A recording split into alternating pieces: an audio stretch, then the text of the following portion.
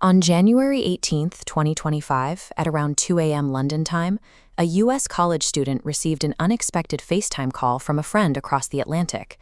He expected a casual chat. Instead, the call opened to a 15-second nightmare. A shirtless man appeared briefly before the camera flipped. The student watched the screen as his friend screamed, cried, and was struck repeatedly. The person holding the phone on the American side was 19-year-old Barron Trump. He was sitting safely in the United States, roughly 3,500 miles away from the East London apartment where the attack was unfolding. Physical intervention was impossible. Modern telecommunications create a stark paradox.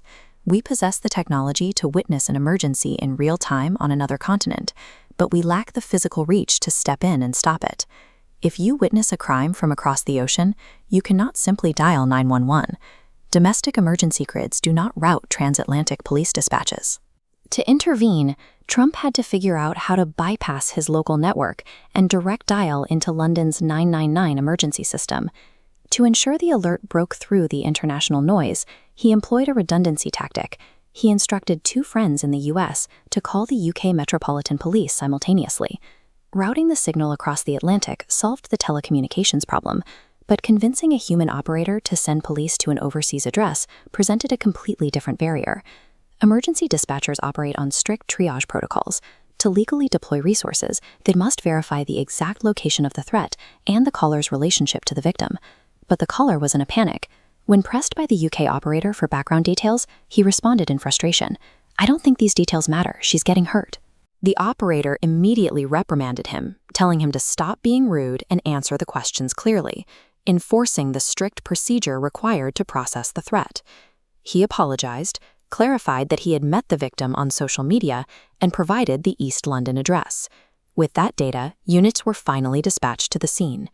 Emergency response systems are built on the assumption of local context.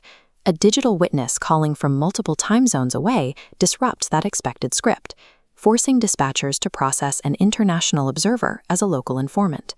Police arrived at the apartment and arrested 22-year-old Matvey Rumiantsev. He later claimed to the court that the argument escalated because he was jealous of the victim's communication with the U.S. president's son. When the trial began a year later at Snaresbrook Crown Court, prosecutors faced a serious procedural hurdle. The primary witness to the assault was not physically present in the UK. Criminal defense relies heavily on the ability to cross-examine witnesses. Admitting evidence from a high-profile overseas observer who cannot take the stand forces a court to weigh physical testimony against digital artifacts. To fill the void of a physical witness, the prosecution submitted specific digital records, the audio recording of the 911 call, and a detailed follow-up email Trump sent to London police 4 months later. This forces the justice system to adapt its standards. A criminal timeline can now be legally established using the digital reactions of someone who was never in the room. Before deliberations began, the judge explicitly warned the jury to treat the uncross-examined digital accounts with extreme caution. Despite that warning, the jury convicted Rumiantsev. The digital logs, aligned with police body cam footage and the victim's own testimony, secured a 4-year prison sentence. During her testimony, the victim stated clearly that the transatlantic digital intervention saved her life. Digital connectivity is routinely criticized for isolating people behind screens. Yet in those 15 seconds, a screen bridged an ocean and stopped a violent assault, simply because the person on the other end refused to look away.